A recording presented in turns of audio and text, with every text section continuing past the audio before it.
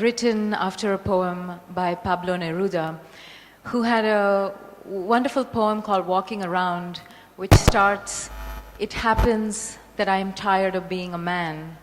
And I wanted to write my own response to that about how tiring it sometimes is to be a woman. Walking around. It happens that I'm tired of being a woman. It happens that I cannot walk past country clubs or consulates without considering the hags, skinny as guitar strings, foraging in the rubbish. All along the streets, there are forlorn mansions where girls have grown up and vanished. I am vanishing too. I want nothing to do with gates or balconies or flat screen TVs.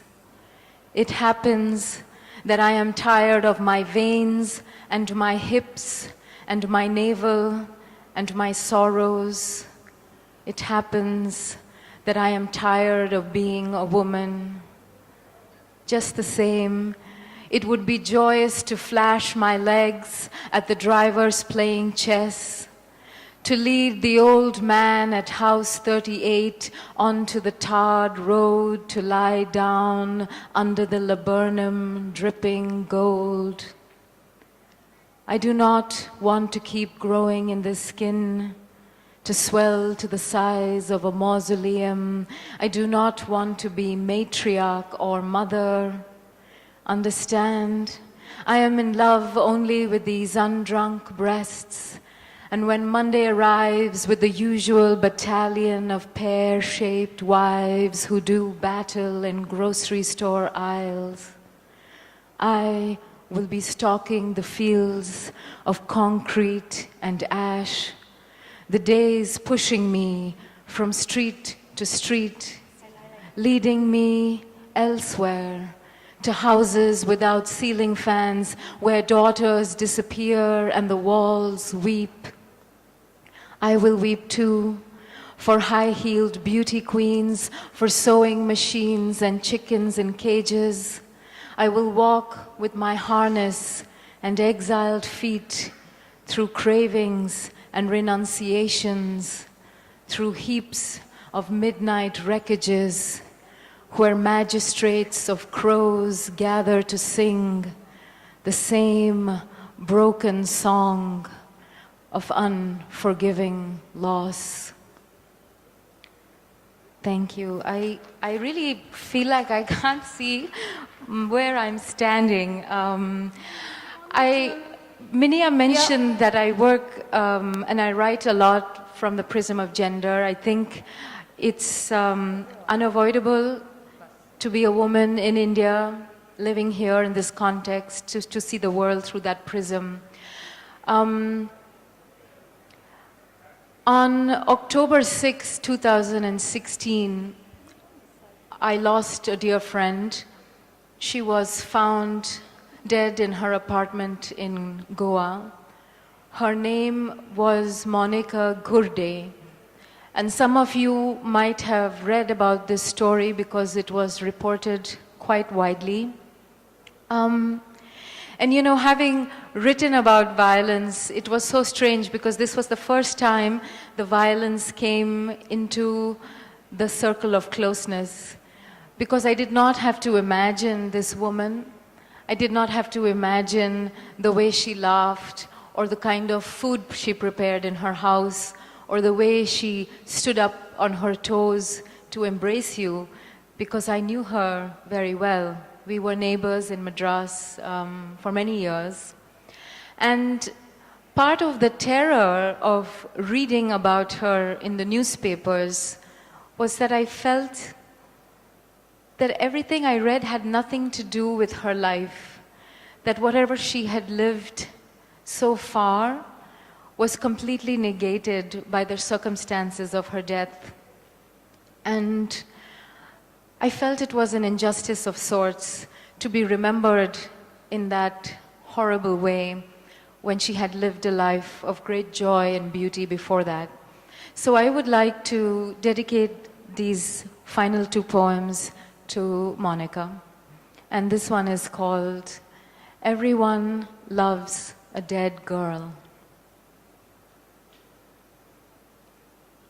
They arrive at parties alone because they are dead now and there is nothing to fear except for the sun, except for the rustle of tablecloths which instigates a quickening in them, the reminder of a tip-tap phantom heart.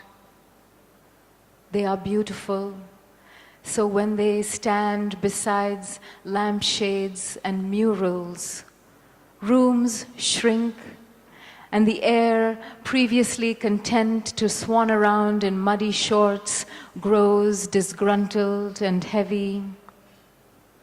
They discuss methods of dying because even though there can be no repetition of that experience, something about the myth of the peaceful bed annoys them.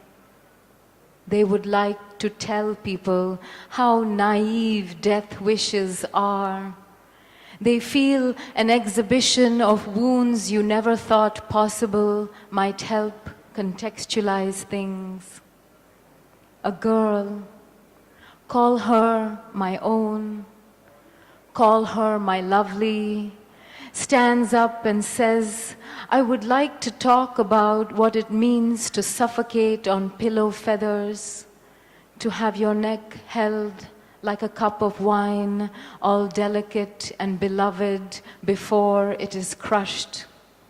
Another stands and another, and even though they have no names and some of them have satin strips instead of faces, they all have stories which go on and on, ocean-like, glamorous, until it is morning and they go wherever it is dead girls go.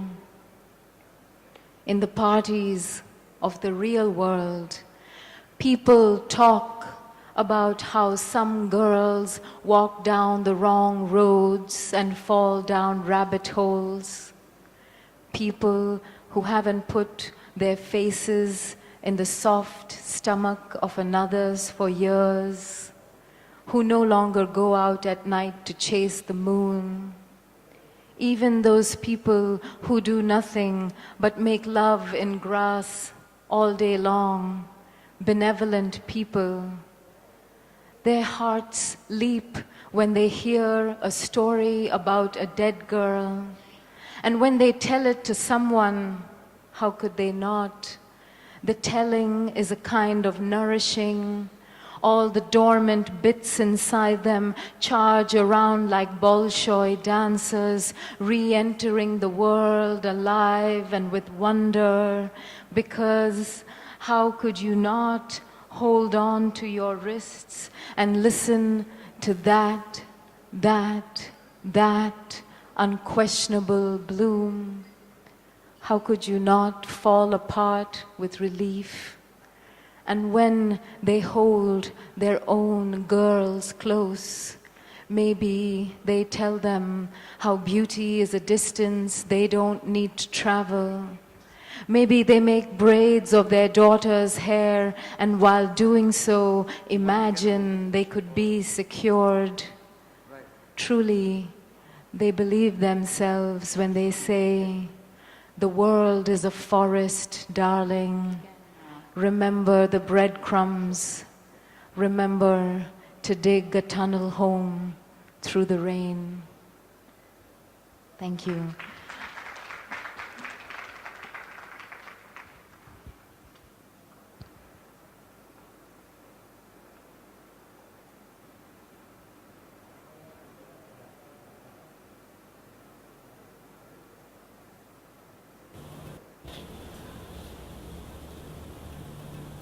Girls are coming out of the woods, wrapped in cloaks and hoods, carrying iron bars and candles and a multitude of scars collected on acres of premature grass and city buses, in temples and bars.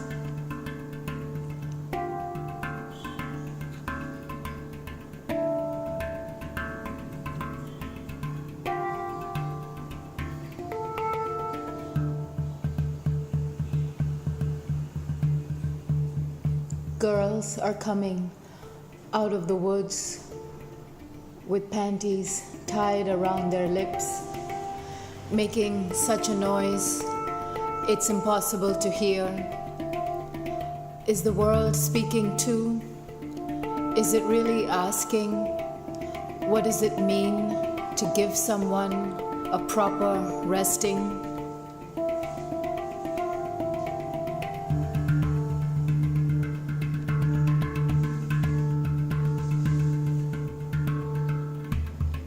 Girls are coming out of the woods, lifting their broken legs high, leaking secrets from unfastened thighs.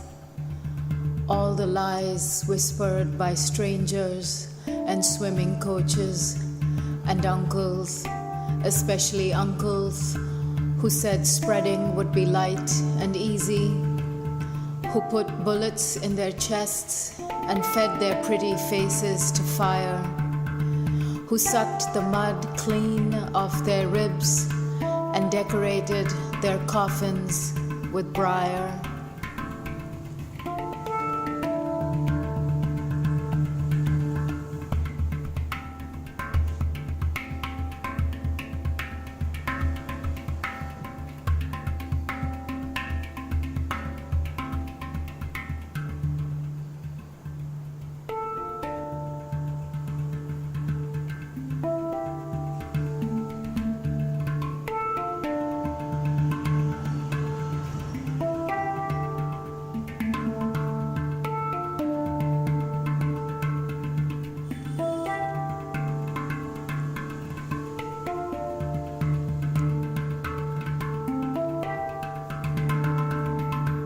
Girls are coming out of the woods, clearing the ground to scatter their stories. Even those girls found naked in ditches and wells, those forgotten in neglected attics and buried in riverbeds like sediments from a different century. They've crawled their way out from behind curtains of childhood, the silver pink weight of their bodies pushing against water, against the sad, feathered tarnish of remembrance.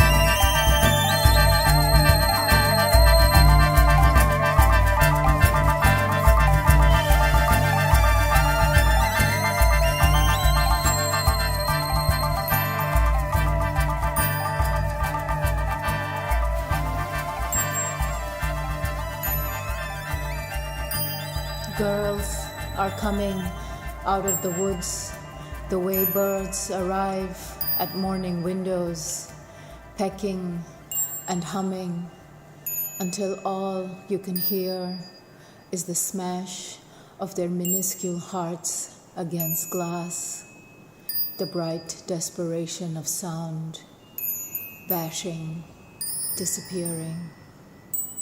Girls are coming out of the woods. They're coming, they're coming.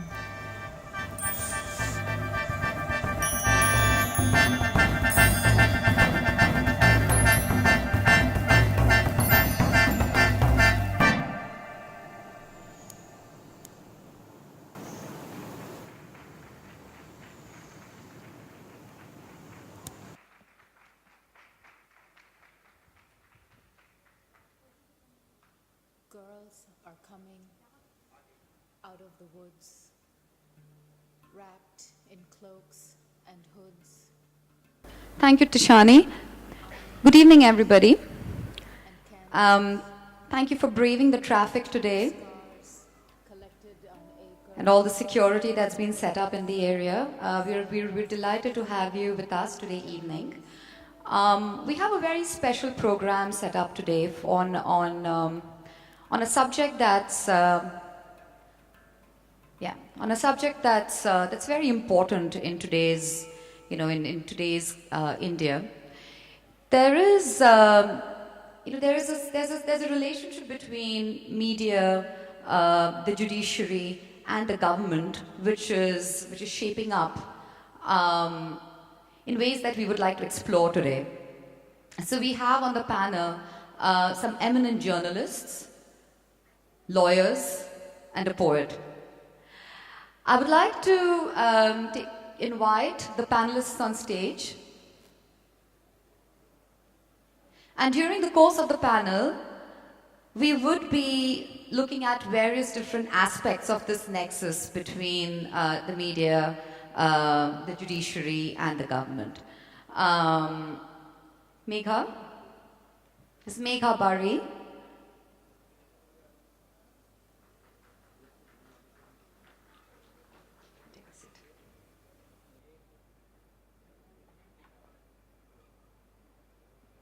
She's worked with the Wall Street Journal and now with the Agence Française de Presse before that, and then now with she's contributing writer to Forbes magazine. She's done some groundbreaking stories on justice. She's worked on stories on corporates as well. So we're looking forward to hearing from her on her experiences on unearthing the truth. Can I invite Gopal Jain?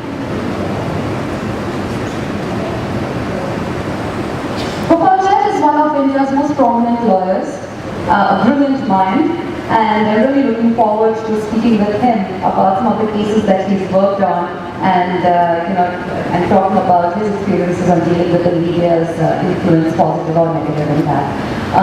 Shweta Punt. Shweta Punt, she works with India Today. She's a senior journalist with India Today. Also, she's a TV presenter. She's told some great stories where, cover stories for India Today, which has actually, those stories have been taken up by the Parliament, and she's got fun to talk to us about how that happened. Tishani wanted to join us on stage as well. Tishani Doshi, poet and contemporary dancer, right? With Tanveer NLP is, he's a lawyer, one of the most well-known practitioners, and he was the defense advocate in the Arushi and Hemraj double murders, as well as in the 2G case as well. So here you go, you have a panel of lawyers as well as journalists. I'll be moderating the session, and without much ado, let's get into the conversation.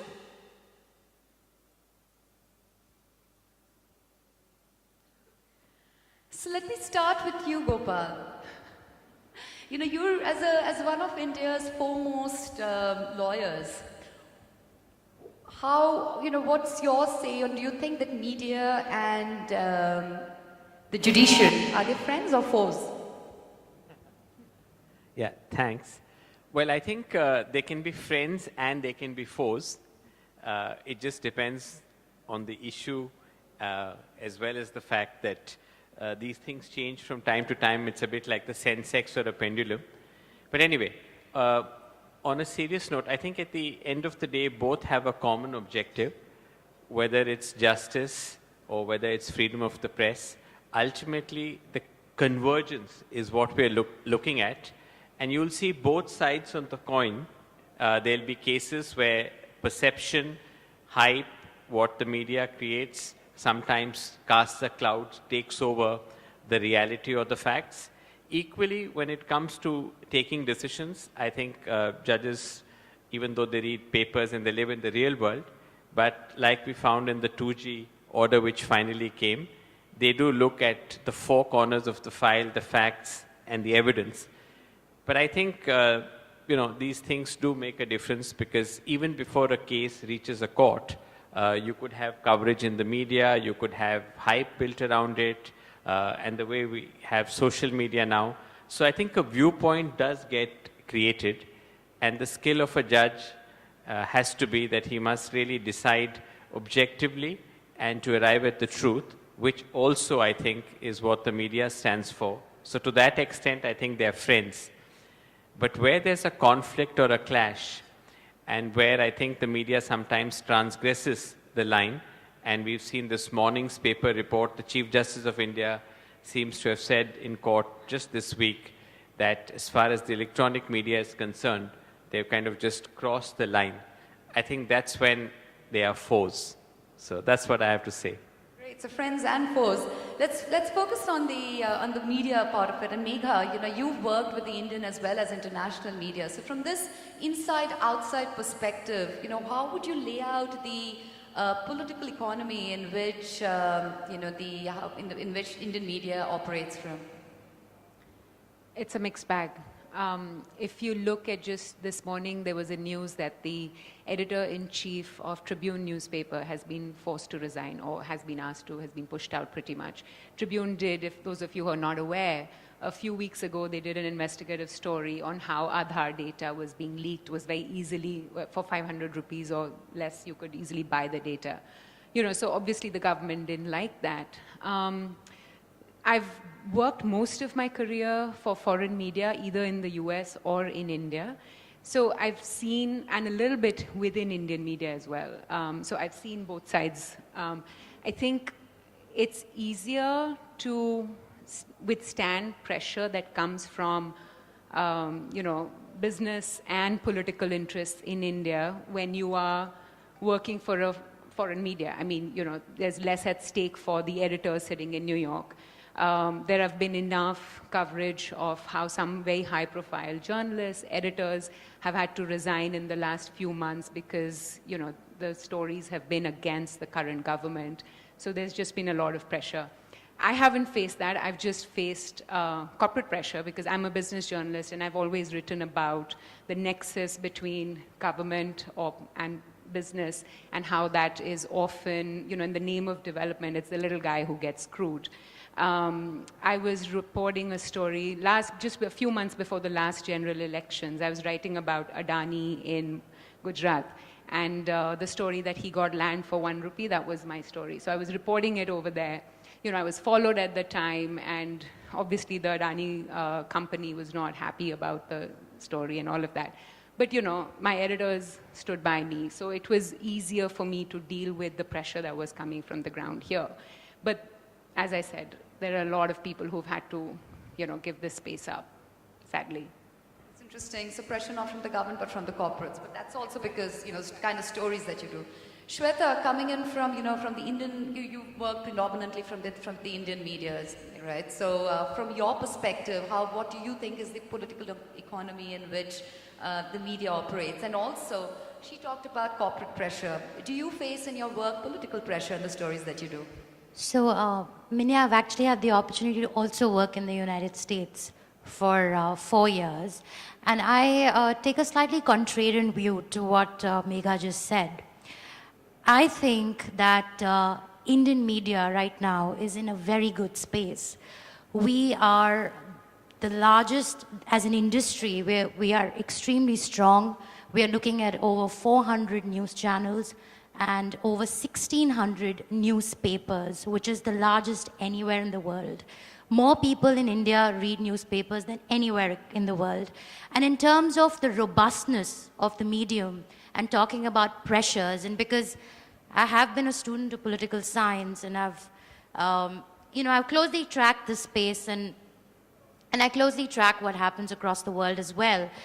And I feel that in terms of political pressures or corporate pressures, they exist everywhere in the world, as in you have media outlets which are ideologically inclined.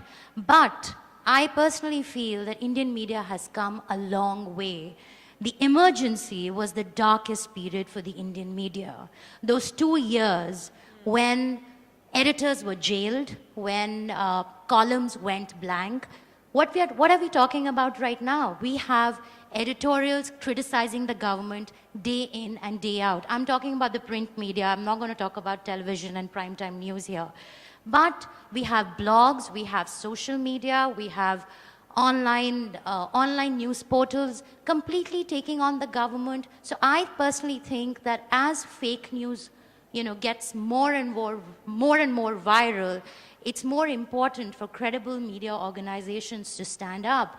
And each time there has been government pressure in an organized way.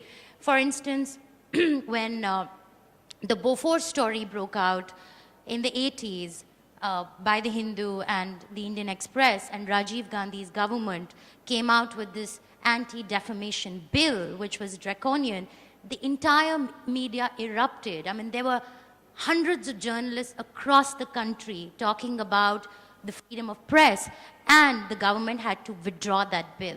Very recently, Vasundhara Raje tried to introduce a bill like that to curb freedom of press, and she was forced to withdraw it.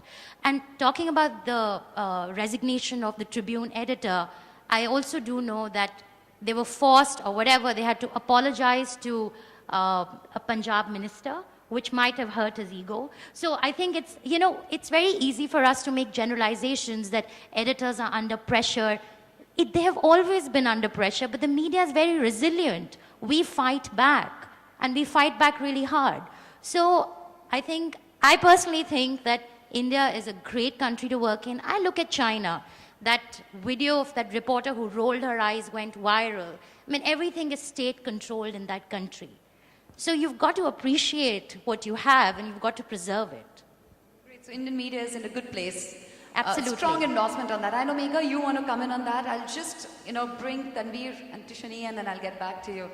Tanveer, in your experience in defense, as a defense advocate in both 2G and Aarushi, in both cases, I think media played a heavy role in both. So do you want to talk about that? What kind of role was media playing in those cases that you? Thank you very much, first of all, for inviting me here. Specific to these two cases, I think my experience of handling the defense in both the cases, and also seeing that how the media was reporting, I think left me shaken. A couple of them were personal experiences which I would like to share. But I think with both these cases, there was a difference in the line and opinion taken by the visual media and the print media. So I would like to make a discernible line of difference there. For the television media, I think Aarushi Talwar, Hemraj double murders was like tabloid gold. So there was no story if it was projected that the Nepali domestic helps committed the double murders, but the story that parents committed the double murders after finding a little 13-year-old in what was projected by the investigating agencies, which was finally debunked authoritatively by a constitutional court in Allahabad. passing resounding strictures against the investigating agency and also against the trial judge. Perhaps first time in independent India of this scale. The story, therefore, in Arushi Talwar was that hammer the parents, because that's where the juice is. So it was a deadly cocktail of salacious conduct, and feed it into the public, and then, you have the story on and on.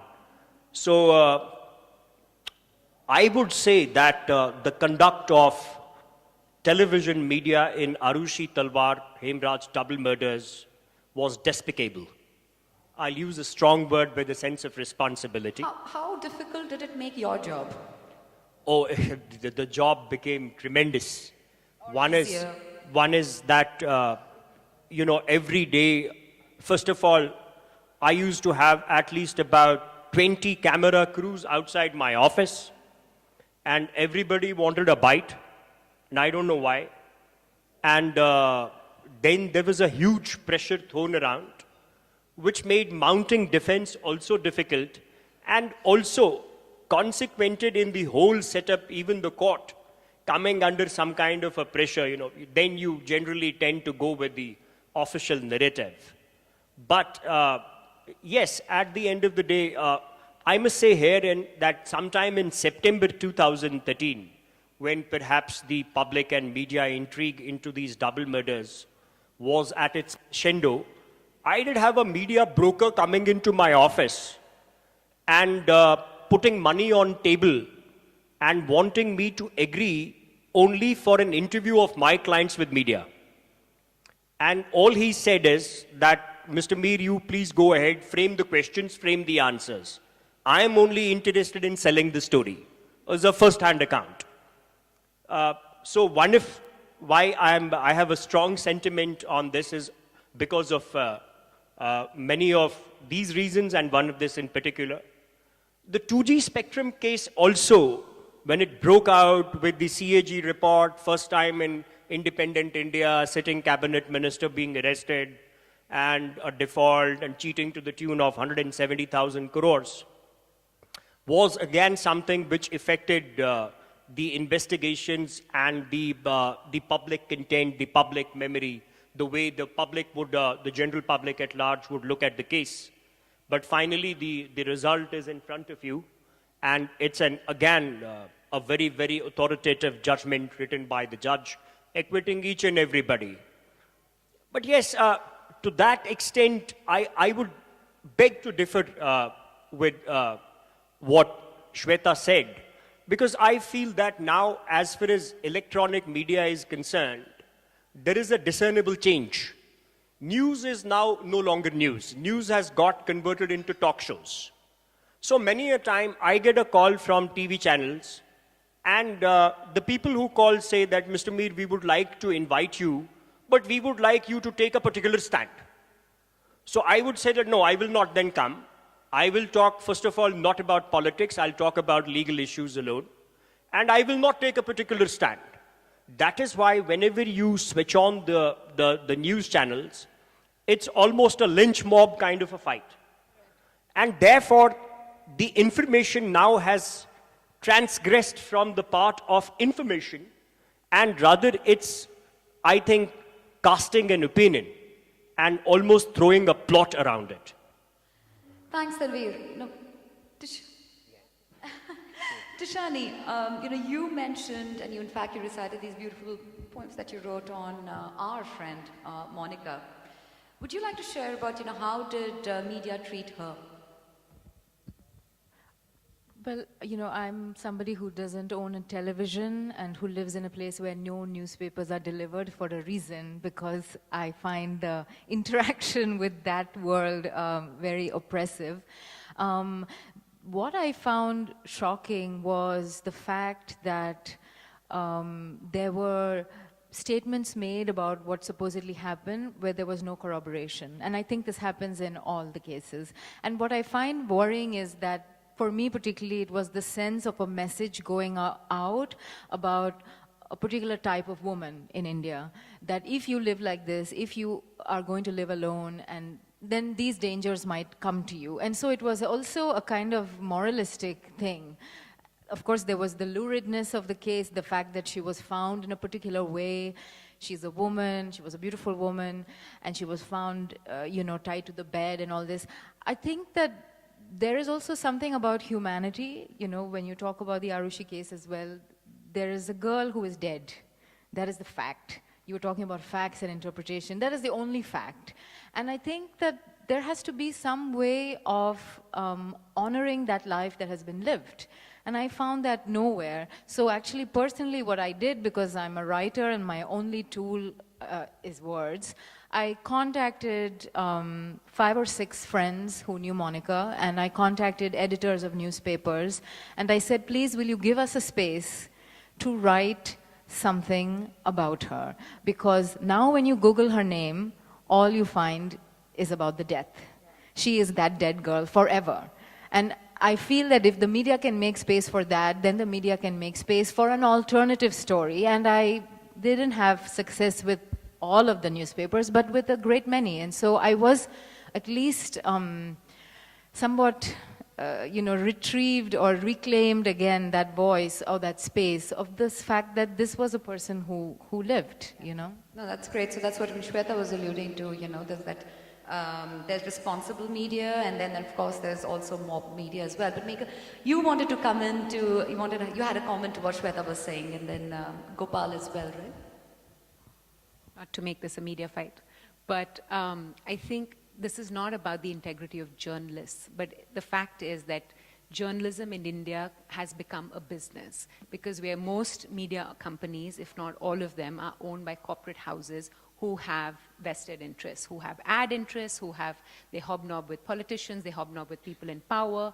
It's embarrassing for a media. I mean, we've seen this repeatedly. So it's not about the journalists themselves, but it's about who pays their salaries and who they are answerable to. That's where the pressure is. Just to clarify that point.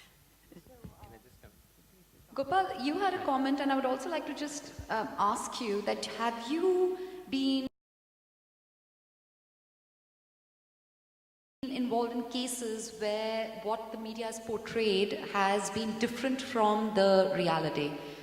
Yeah, so I'll answer both, but just to go back to where we were, I call it the blown out of proportion syndrome, because in that race to get the news first, fastest finger first, what sometimes happens is that a case is made out by the media in the public domain. There's also a case in court. So the two get pitted against each other, and that's where justice becomes a casualty. And like I mentioned earlier, each has a side effect, and that cannot be segregated. So I like to give at least two examples of this. I myself was involved in the 2G case, but not on the criminal side, but on the cancellation of licenses. And one of the things which stood out was, as you said, it was given all the ingredients of a major scam and a huge loss. But there were two different dimensions. So maybe somebody had actually, wrongly allocated spectrum or had taken a decision which was not correct. But in the end result, the casualty was the entire telecom sector, were investments into the country. You had foreign people who had invested. They entered into a valid agreement, paid valuable consideration, and they were told by the government of India that, look, this is a valid license we've given. So for somebody else's fault, somebody else paid the price. And that's a huge price to pay, because the telecom sector was really the poster boys of reform. It was doing extremely well, contributing to GDP, and all of it is then taken a downward turn. The other example is also, if you look at the coal allocation case, for the court to go back and say, I retrospectively from the 90s cancel all allocations en masse. Again, the biggest casualty was the banks. I had an occasion to appear for the Indian Banks Association, and they said about 1 lakh crore rupees were sort of lent by the banks. So in all these sectors, large part of the money is public money coming from public financial institutions. So while you want to punish X, you actually end up punishing somebody else, because it's interwoven, interconnected. And courts, unlike what Mr. Jaitley said about regulators, don't have a third eye. So when they only have the normal pair of eyes, they can only see what is before them. But the unintended consequence of that decision is huge and very difficult to ever put back. So it's almost irreparable, irreversible. And these two examples, and I'm not on the illegality and the impropriety, but in terms of decisions, in terms of perceptions, I think they've really put us back many, many years. And that's where, as I said, friends can be foes and foes can be friends. They must both work towards one common objective. Let us present an accurate picture of a court case so they can aid the cause of justice. But when it comes to, as I said, sensationalizing things or TRP related, then one becomes faster than the other, and that's when I see a conflict or a problem. Yeah, thanks. You mentioned the coal case. So I was actually working in a company, in a steel and power company, which had mines, and I felt. And Megha, you've actually done a story, 2010. I think when was that? What really long ago? On the company that I was working in, and Jindal Steel and Power. And my take while I was working there was that the owner of the company, Mr. Naveen Jindal, I felt like he was almost made a scapegoat in an issue of allocation of mines, which was, where there were other people also that were involved. And I think that's what, Gopal was also referring to, that sometimes there are, it's a larger issue, but then a very simplistic kind of stand is taken. And then even in the CAG as well, even, I was amazed that a very simplistic reading of what the CAG had stated about the, it actually said that the gains that were made by the company was 1.86 crores, but whereas the media interpreted it as losses to the exchequer. Would any of you would like to comment on that? Actually, so I'll just go back a little bit. I think personally that media houses across the world are owned by corporates, and being owned by corporates is better than being owned by the state. How would you say that? It's a mixed bag. No, if it's a state-owned media, you're not allowed to question or criticize at all, right? You have living examples of that. Yeah, that's just one example.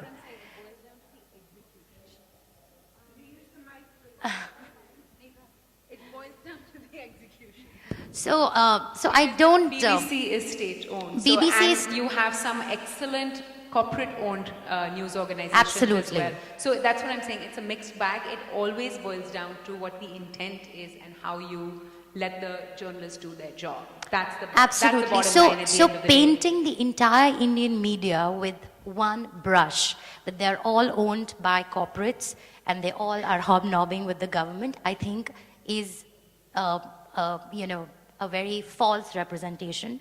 And as somebody who's been in the industry for 15 years, and this is not the only country I worked in. I worked in the United States as well. And that's why, and I've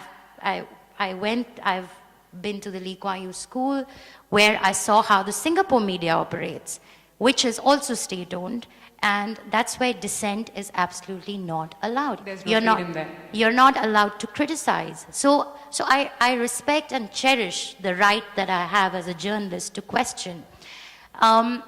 And so since, of course, television media is a different animal, and I'm not going to go there because I don't represent that completely. But You've done your fair bit of television presenting. but that was much before the madness picked up. That was 2004. 2001 till 2004. That was before 24/7, and I did business television. So, but I would just like to highlight in terms of judiciary, media played such an instrumental role in the Jessica Lal murder case, right? And even in the Arushi case, I remember reading some very well-researched stories that really presented the case in all its light. I'm not talking about television. They, of course, completely went on a rampage. So I do think that, we are in a situation where the power of the media needs to be leveraged, and of course, there is a lot of potential that's waiting to be tapped into. And the fact that we're a democratic country and we have such a robust system, that's what gives me hope that we can bring about more change. We've had some good examples and we've had some bad examples. So it's, yeah.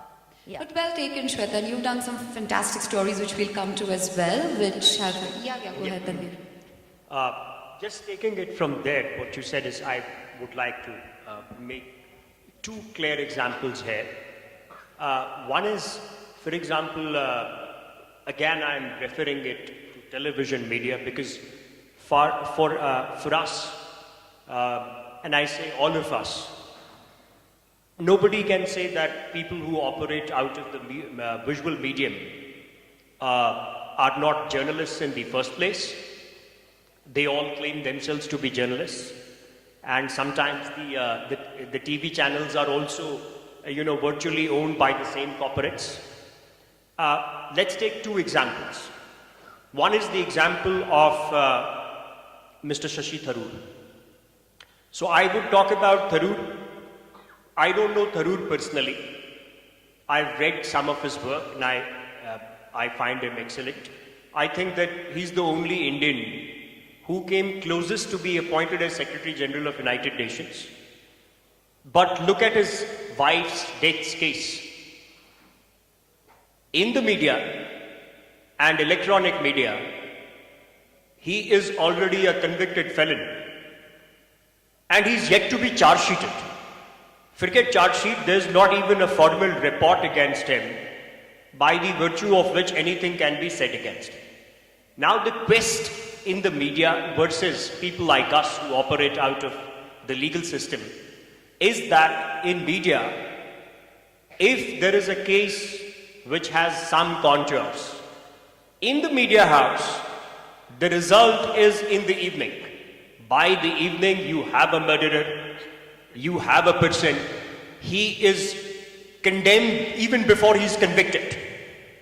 But in the legal system, we say that you condemn somebody after he is properly convicted by a court of competent jurisdiction. Now, I'll also like to talk about other side of the story. Why is Indian media at the end of the day a flying monster? Is because they are also advised by lawyers like us. Now, the Indian media knows that to take on somebody in a case of criminal defamation, civil defamation, sue, go through years of court litigation is going to take a lot of time. In comparison to suing somebody, a media house, say in a place like London, Singapore, Tokyo, Hong Kong, New York, name the place. That's why at the end of the day, when you write, the right of the reporter is no higher than the common man to cast an aspersion on anybody. I think maybe some of you may have seen other day that there was a report in the media that one of the channels, I think, run by India Today, Rahul Kanwal, apologized to one Brigadier Tikku at 10 o'clock prime time, and I was Brigadier Tikku's lawyer.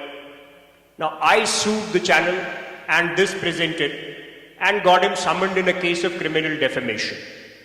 He challenged that summoning order, lost, went to Supreme Court, nearly lost. So when the Supreme Court was on the verge of throwing the case, they said that we want to apologize. Now, either you have to take somebody to such an extent. Now that's where the key is. How many people at the end of the day are willing to take on corporate houses, sue them in courts of law, and take the matters to a logical conclusion? I would also like to add here that the only one humongous compensation claim which I have seen ever was against a channel by the name of Times Now, and there is this famous case coming out of Ghaziabad, UP, which is called as the Judges PF scam case. Now, by inadvertence or otherwise, the channel showed a picture of a sitting Supreme Court judge as one of the perpetuators of the scam. And I am talking about Justice B.P. Sawant. So Justice Sawant went back and sued the channel for 200 crores of it on a single count of civil defamation. Got it decreed against the channel. In the appeal, the channel was directed to deposit 100 crores. And then the appeal is now sub judice. But the question is, how many times can a person go to a court and sue a corporate house for such an amount of money? That is why we see that channels galore, they jump into the fray, they're opinionated, they sensationalize, and I would not hesitate in saying that they get away with it. Yeah, I think what we're talking about is the creation of reality, right? Like how perceptions which are made up by the, by us, by people, and how they are. Is that the reality at the end of the day? Tishani, as a poet, what's your take on the creation of the scapegoat? As what's the process of creation of the scapegoat? I don't know. I wanted to say something else actually about because we don't want to get into media banging too much. I think one of the one of the very positive stories for me has been the sort of discussion I think about rape and post Jyoti Singh, the way that it moved from under the carpet, never spoken about, to front pages and into drawing rooms and into discussions. And it has really changed the way that that dialogue is happening across the board, whether you're in the media business or just students. And one thing that's very heartening is I feel that there's, because of all this information, and there is a lot of, difficulty in ascertaining what is truth and what is false in this age for everybody. There is also this incredible younger generation that is demanding a greater transparency in India. And I think having grown up here and being completely apolitical and seeing very politicized younger people now, I feel like all this information is making them question and ask, and there is a lot of confusion. But I feel particularly about this question of sexual harassment, and we're really reaching a very pitched level where I think changes will be made, and it will take a long time for the legislature and for the media and for all of it to settle. But I do think there have been some positive stories with this sort of frenzy of going after a story. I think, Shweta, you want to come in? Yeah. I think, in terms of creating a buzz and creating this entire momentum or a conversation or an alternate narrative, the definition of media has also expanded considerably in the last 2 to 3 years. Social media is a big part of media now. And media has a very crucial role to play, and it always has. I mean, since the time of the freedom movement, a lot of our freedom fighters were journalists. Newspapers were used to propagate progressive ideas, new ideas, propagate information and awareness, and that's the role of the media. So, talking about the Nirbhaya murder case, or talking about the jobs crisis, India today, I did that story. We were the first ones 2 years ago to flag off the crisis, after which the opposition picked up the issue. The agrarian crisis, who highlighted it? Media highlighted it. We put it on the cover, after which the magazine was flashed in the parliament, saying that, okay, this is a real issue at hand. So yes, there are good stories and there are bad stories. There is media, because I represent here an organization that has played a very definitive role in building an alternate narrative. I think the Aam Aadmi Party, the creation of Aam Aadmi Party and the narrative it represents is a creation of the media. If they were sitting outside Jantar Mantar with no reporters and no journalists covering them, who would know Arvind Kejriwal today? That's a fact. So, bash us for all you want. Of course, there are 3 perennial topics in this country. I mean, you love to criticize politicians, you love to criticize lawyers and media. It's the easiest thing to bash, but the fact is that now is the time for credible news organizations to really step up, because there's a lot of false propaganda, false news doing the rounds, and media has expanded considerably. WhatsApp, more people are on WhatsApp today than are reading newspapers or magazines. So that's changing. We are forced to change our approach. If we write a 5,000-word story, but we present it in a format which is like 10 slides, and we put it up on Facebook, and we'll get more people to read it and talk about it. Yeah. So, just moving on to corporates, because you're talking about various different institutions, and Megha, you're a corporate, you've done a lot of corporate stories. Non-performing assets, this whole buzz about NPAs, and it's sad, it's lakhs of crores of money that's just sitting in the banks or locked up. But at the same time, having worked in a sector which made for the maximum number of companies which were actually declared as NPAs, the steel sector, I had the feeling that there was a perception that was created that it was somehow the greed or the mismanagement, in terms of the companies which led to the NPAs. But I felt like the problem was more systemic, or it was a larger issue, which got simplified into something which was more palatable by sections of the society. What do you have to say to that? See, again, it depends which side of the border you're on, because one side will say that it was corporate greed, it was political patronage, which led banks or encouraged banks to give loans which, if you looked at it purely from a business point of view, was there a business case to make that loan? Maybe not, right? That's one narrative. The other is that no, it was, since a lot of these, since the UPA was, or the Congress was in power for the longest time, that, they changed policies, it was, things like that, or they didn't give land linkages in the case of power, in the case of steel and coal, all of that. And that's what led to the failure of business.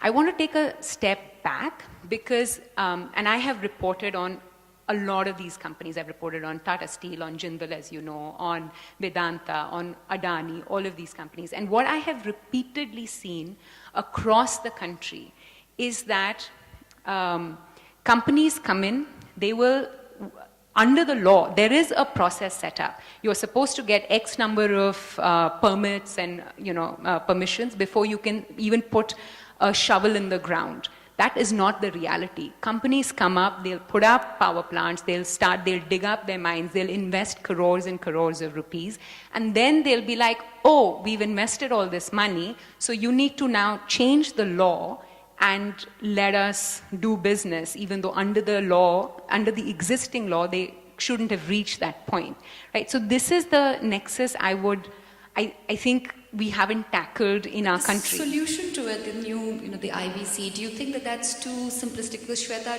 she just mentioned jobs, she's in the story on jobs as well. Sure. And companies, they, especially the sectors that we're talking about, they are the sources of large numbers of jobs.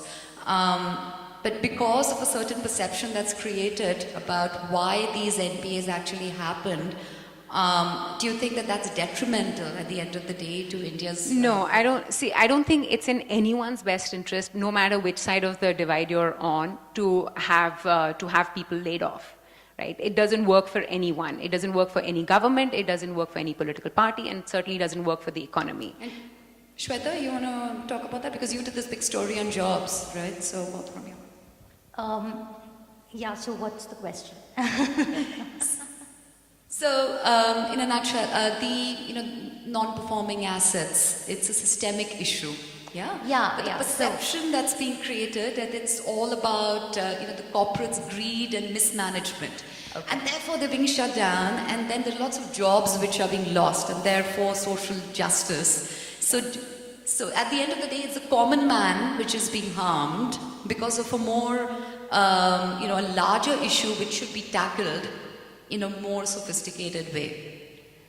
So, of course, the jobs crisis is it's a culmination of various factors. There's been a global slowdown. There has been a domestic slowdown. We've seen export-oriented sectors slowing down. And of course, we've had the problem of NPAs, which is again a combination of factors, as Megha rightly pointed out. A whole host of factors. There are businesses that slowed down. There are corporates that were greedy also. There were bankers who worked for the corporates rather than for the organization that they were working for. Case in point here, Punjab National Bank, what happened with Neerav Modi. So a whole host of factors here. And I think it's important that, that these issues are spoken about and highlighted, and we have to find solutions. But solutions are not going to be found by hiding or brushing these issues under the carpet. The fact is that corporate India has let us down in many ways. They went ahead, over-leveraged themselves, they diverted funds, they did not deliver. I mean, look at the real estate sector. Look at JP. It's such a big group. They've taken money from crores of home buyers. These are middle-class people. And they've put in their life savings. And now, JP is nowhere in sight. You look at, the entire real estate sector, it's a classic case of crony capitalism, which has been made possible because of this deep-rooted nexus between politicians, corporates. It's just the way business has been done in this country. And that's got to change. And that's our job. That's our job, to constantly highlight that these are the problems, these are the issues. So finally, I think I'm glad that Nirav Modi left this country, because now we are actually talking about first Vijay Mallya, then Nirav Modi. Now, it's the time that we start talking about uncomfortable truths, because that's what makes our country what it is today. I mean, it's a very, we are in a transition phase at the moment. We are a developing economy. We want to grow fast. We have a huge income inequality. We have massive urban migration going on right now, rural-urban migration.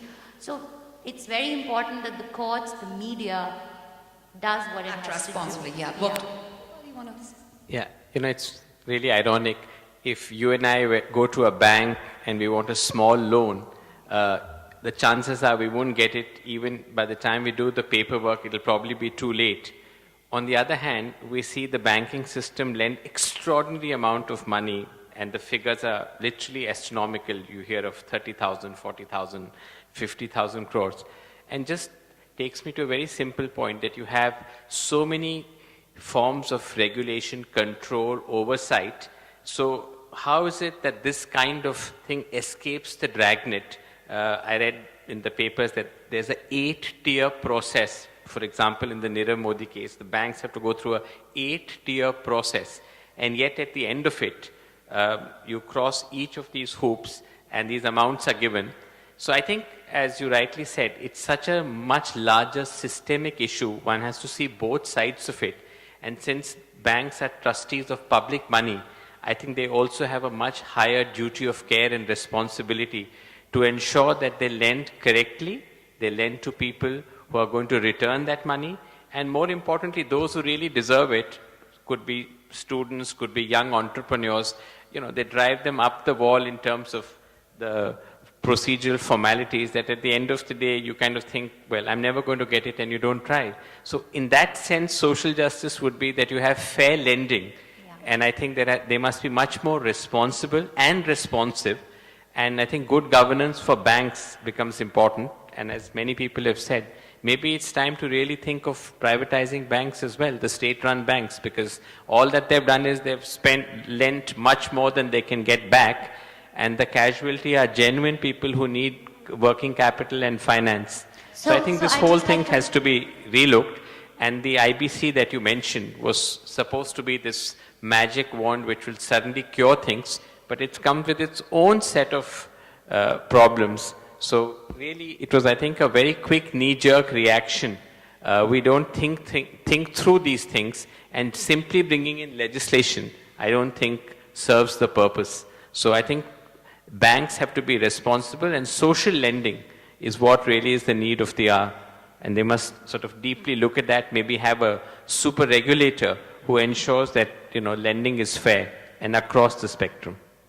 Have you had any experience with cases in corporate India where there was, Gopal has to leave, right?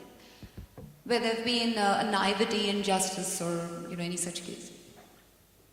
Well, I would say that, yes, we are these days looking at a lot of defaults, big defaults in public sector banks. But yes, I've had the opportunity to handle the case for principal accused in one of the biggest scams in private banks. And this is a scam of about 700 crores in 2010 in Citibank. And I defended the principal accused there. But yeah, you see, banking sector at the end of the day has to be realistic. For example, if we look at the case of Vijay Mallya, Vijay Mallya principally is a defaulter to the tune of 4,200 crores. That amount of money he's already offered. But now Vijay Mallya in India is not about business. It's about something else. So State Bank of India, which is the lead banker, internally wants to settle, but the government is not allowing to settle. Now, if tomorrow this Nirav Modi comes and says, I'm willing to pay you the principal amount, should we not take that money in? Because at the end of the day, if there is a business default and you're at least getting the principal amount back, why not? And then why cling on? So, a pure banking dispute, I'm not saying that the banking dispute may have other ramifications as well. You can pursue the ramifications, but in case at the end of the day we want our money back, and if the chap is willing to pay the money, I think we should say, please come forward, pay the money, and we can see what we can do. So to that extent, we need to be realistic. That's why I'm saying that Vijay Mallya today, despite wanting to pay the money back, can't pay the money back. Because now he is a political tool and not a man with a business default. Yeah, I think what we're saying is there are different sides to the media as well as to corporates. There's good, there's bad. It's a mixed bag, as Gopal, he had to leave early, and he also pointed that out. Are there any questions from the audience? I would like to now just move on to, what can we do better? So how can media, judiciary, and the government, how can we work together? Because you talked about the coal issue, we talked about the steel industry, we talked about a bit of sexual the harassment and the gender issue and how that's tackled by the media. Talked about 2G as well. And I think these are all different examples in which the three institutions have kind of worked together. Sometimes it's positive, sometimes it messes things up even more. Tanveer, you want to add to that?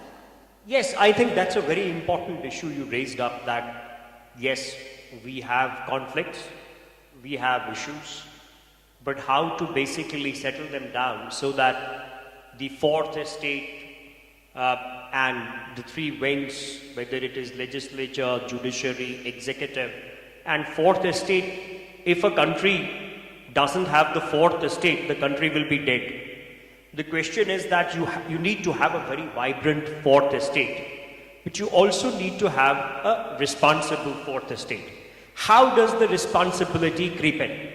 Now, how does responsibility, you see, can we sustain a proposition that there is a different set of regulations that work in England, and as you have worked in United States as well, both of you, I would say that regulation is done on two counts. One is an organization which will self-regulate. I will not mince words. I will say that a corporate business, a media house like British Broadcasting Corporation believes in self-regulation. And second is regulation by the force of law. Now, the second is a huge problem in India, because you can regulate when you know that this mistake done deliberately or otherwise will make us pay through our noses.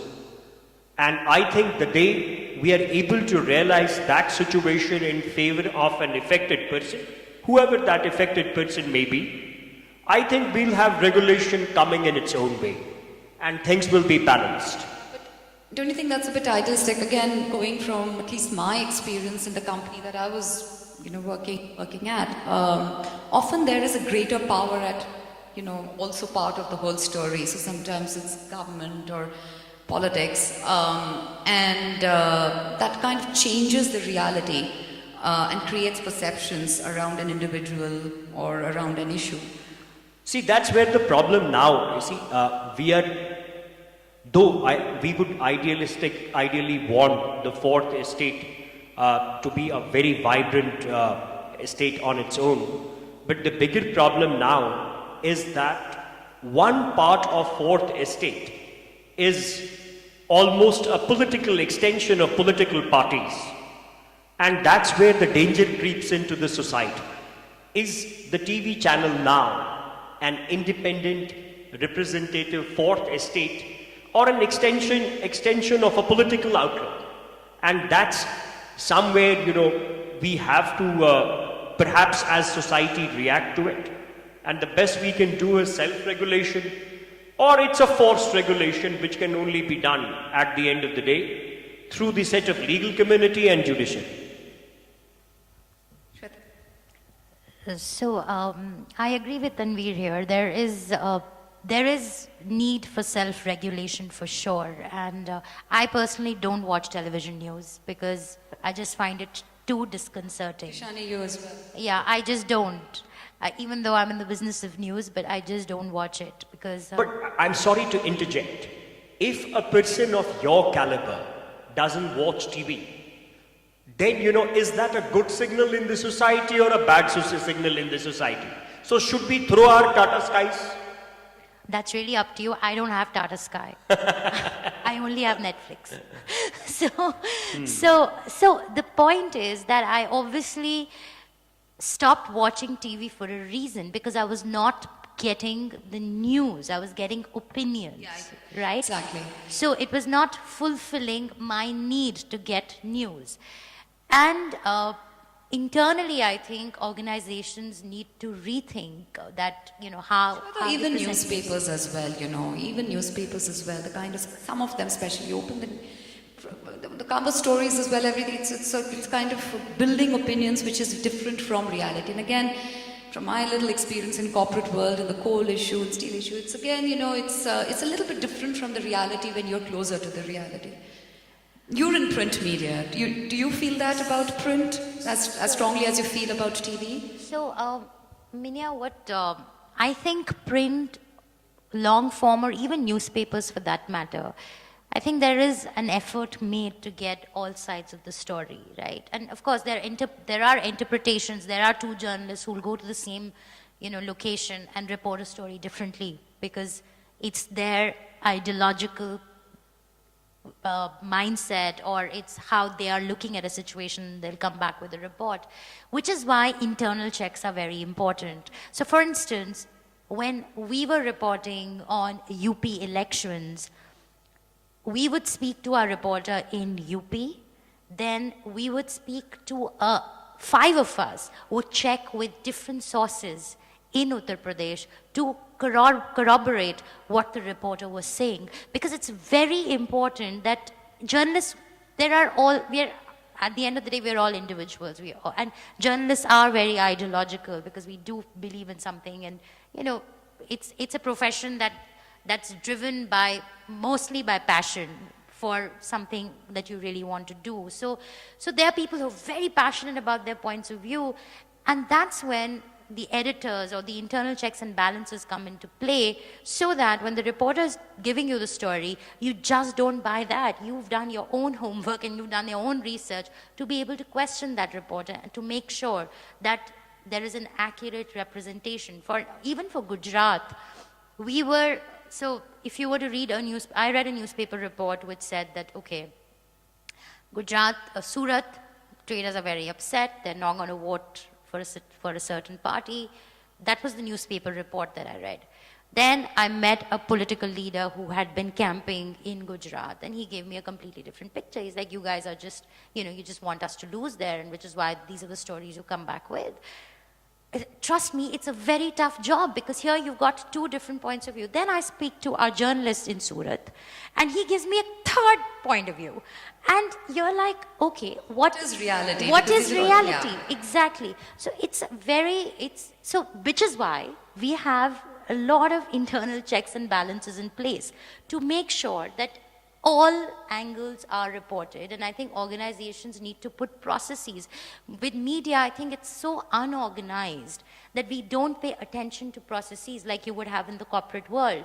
It's very haphazard, especially online or especially television, because somebody sends a news flash and it's on air because you want to be first with it. So it does not go through checks.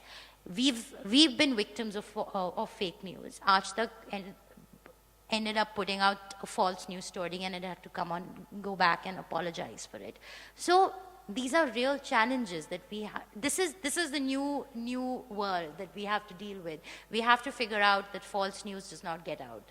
At least credibility from credible news organizations. We should not be seen as partners to this fake news movement. So what you're saying is one way for for us to work together, the judiciary, media, and governance, organizing government, is that you be responsible in the processes. I think Gopal raised an interesting point as well. If the objective is justice for all three, then that works to go hand in hand too.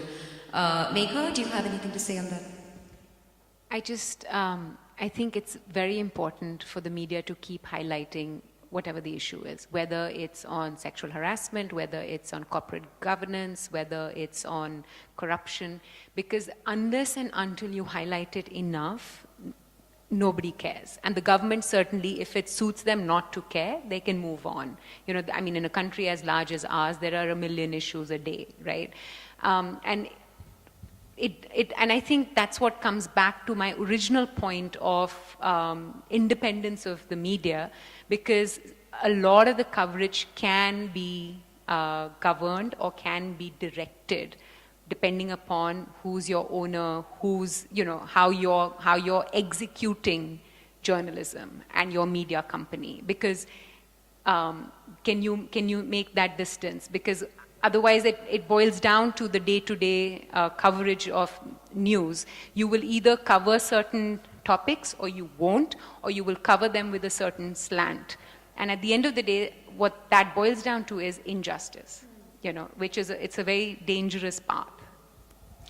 So I just want to ask, this is really not my field of interest, but we are talking about social justice and governance, and we are always demanding a very high standard of our lawyers, of our journalists. But what about our members of parliament? What about our ministers? Personally, I have started to compile a new poem called The Ministry of Poetry of all the ridiculous things that some ministers have said. So far, I have one guy who said Darwin's evolution is just a theory, it should not be taught in school. The other guy who says you must park your daughter at home like a car so she will not get scratched. This one in Bengal saying lesbianism is not part of our if you sat and made a list of all the things that ministers say, it's outrageous. And if you're a journalist, you have to go through school. If you're a lawyer, you have to pass exams. But to get power in India, apparently, you can just get it. So why can't we? No.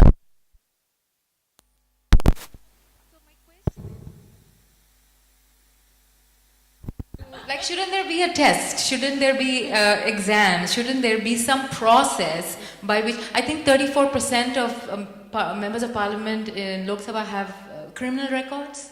That's a large number. Why they are the people who are also affecting justice, right? They get to make decisions. They affect it the most. So, no one has bashed on them. Any questions from the audience? Yeah.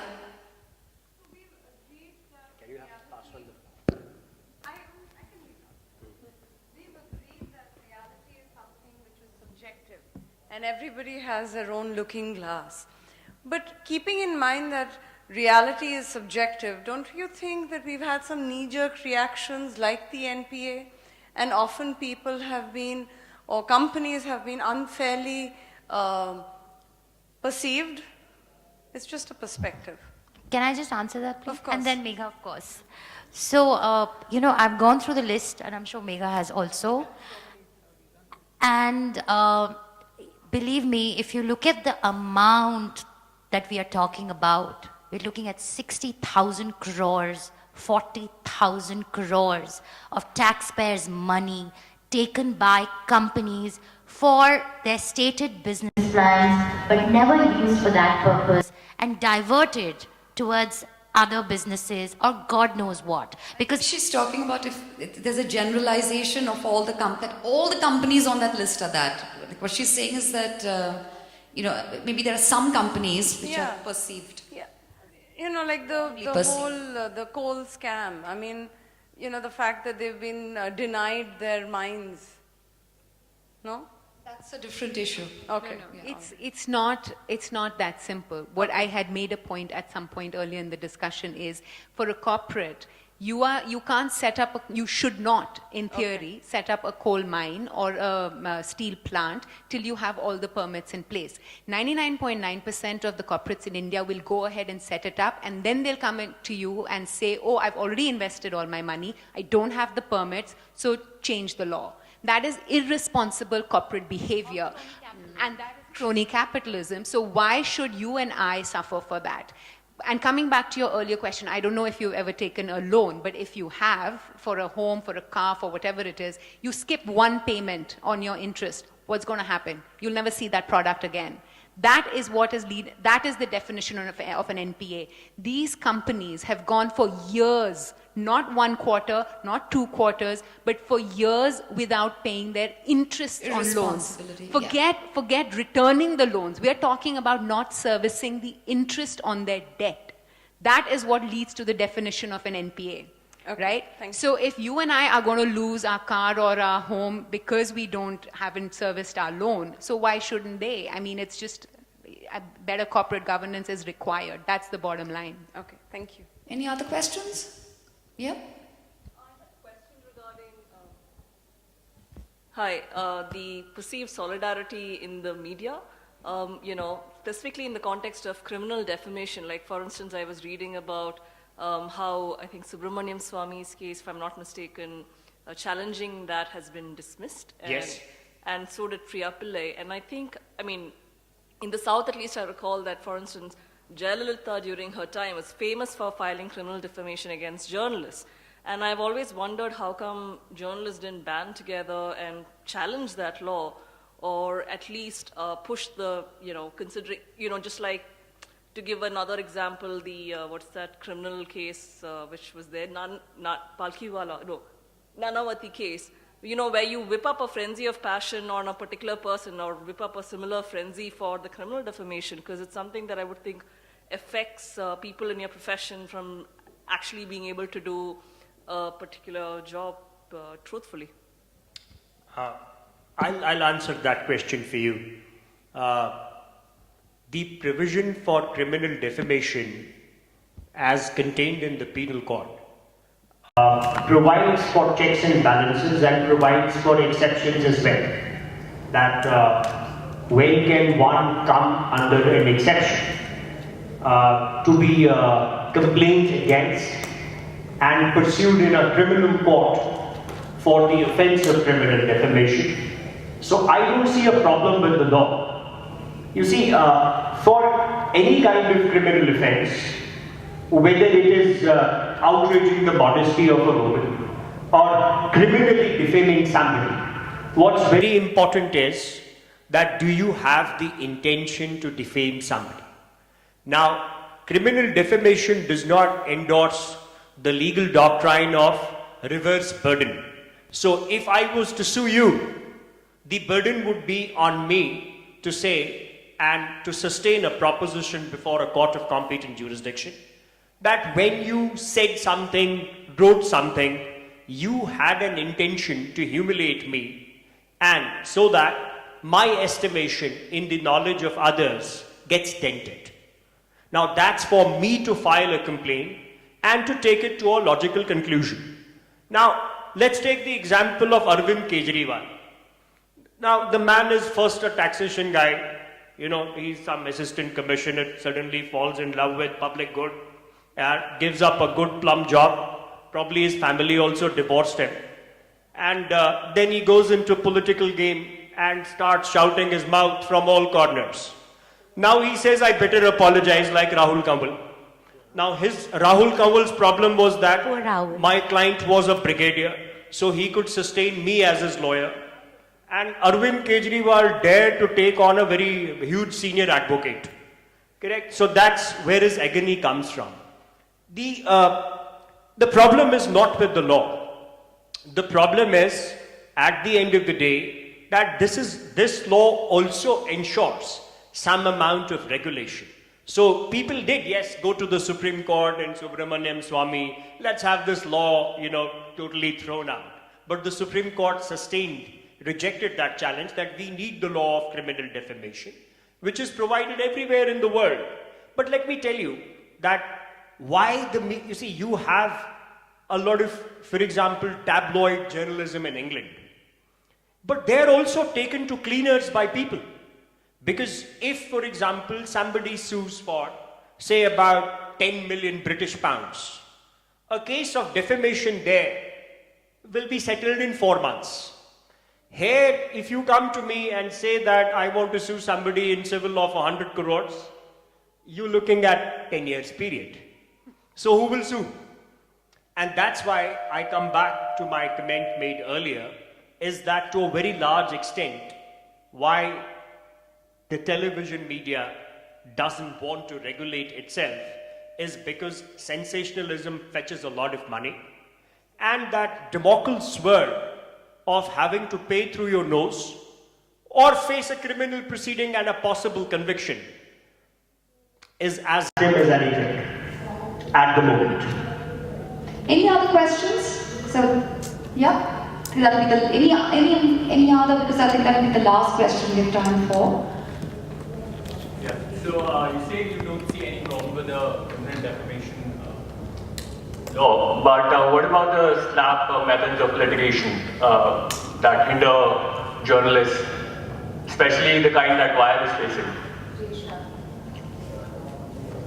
Well, let me tell you that the example of Wire magazine being the writers being summoned by a criminal court is not something which should surprise us, because anybody who will go to a criminal court and file a criminal complaint, he will have to satisfy that court that he has a viable and sustainable case for a criminal prosecution for commission of offences under 499, 500. And no media organization in this country can you and I say that we should have some kind of immunity from prosecution in terms of what we state in a public domain? Well, the answer to that question has to be a negative. So, if Wire wrote about a story, and if they believe that their story was in good faith, and by the dint of that story they did not intend to or cause aspersions wrongly in the minds of general public at large regarding somebody, I'm sure that they'll win the case. I would like to, end this evening on a positive note, and coming down to Shweta, your story that you did in November 2017 on the child sex workers, and you and me were having a conversation about the trip that you made and how it impacted you, in fact, because you're a mother yourself, and then going out there and speaking to the people that you did. And I was delighted personally when I saw that story actually got taken up by the Parliament. It would be wonderful if you could share that story, and then that would be, I think, a nice example as well of how these institutions can work together more responsibly. I think that's the word of the day, of how corporates, the legal fraternity and journalism can be more, responsible in the work that they do. Thanks, Minya, to end this evening on a very positive note. Actually, the thing with the Indian media is also that we do not report so much on social justice. A lot of our reporting is around politics and business, of course. So when I thought of this story on, a lot of children who are being trafficked, children, I'm talking about children, 7 years old, 8 years old, for commercial sexual exploitation. It's a story that took me about 3 months of just research before I pitched it to my editors. And then, because it's not a story which will have Prime Minister Modi on the cover or, an Amit Shah on the cover, these are the covers that sell more. That's the reality. So it's a story that I really wanted to put out and do everything possible. And it was, again, an uncomfortable truth of this country, that so many children are trafficked within the country and outside. for commercial sexual exploitation. And it's a story that nobody wants to talk about because it shows India in a very dismal light. When I was speaking to government officials, they were like, why would you want to work on this story? As in, you just want to show India in a negative light. And so that's the kind of resistance one faced. And when I went around the country, I spoke to traffickers. Excuse me. I spoke to traffickers who would pick up children or, entice them with the promise of jobs or, monetary incentives and bring them to cities and then sell them and so on and so forth. I met young girls who had been rescued and the kind of stigma they face now.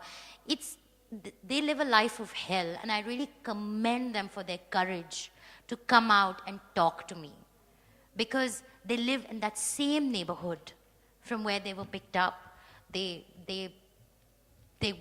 And then they were rescued, say 8 months later, so they were exploited for 8 months, and then they come back to that same neighborhood where their neighbor actually had picked them up, taken them away. The family faces the stigma, like they're not invited to any social occasions, nothing. But these children were so resilient. They were so resilient.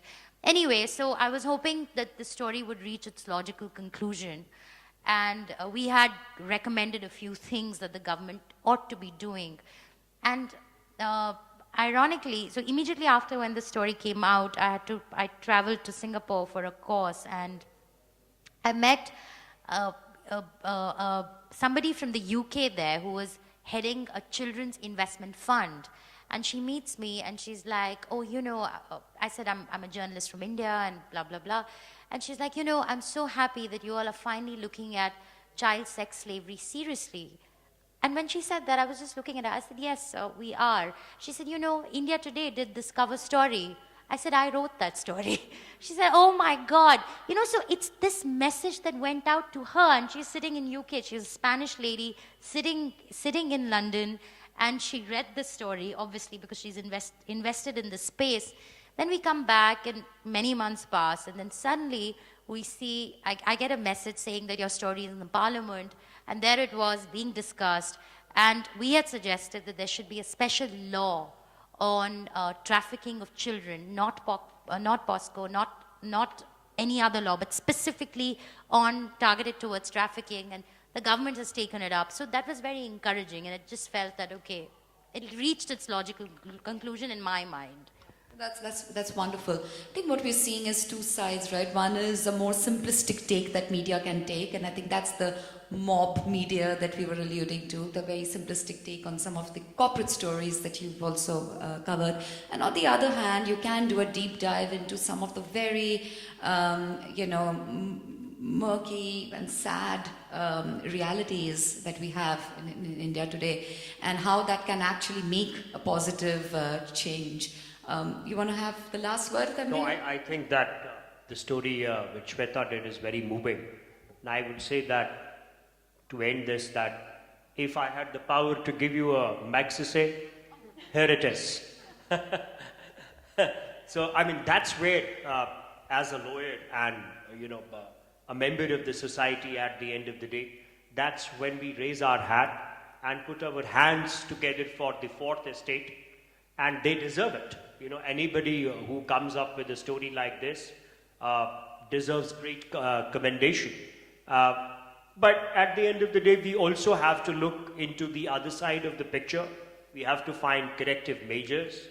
And the best corrective measure at the end of the day would not be to see a lawyer like me. I think self-regulation would be much better. So on that constructive and positive note, thank you for sharing that example, Shweta. Thank you, everybody, for being here this evening. And have a good night. Thank you. Thanks.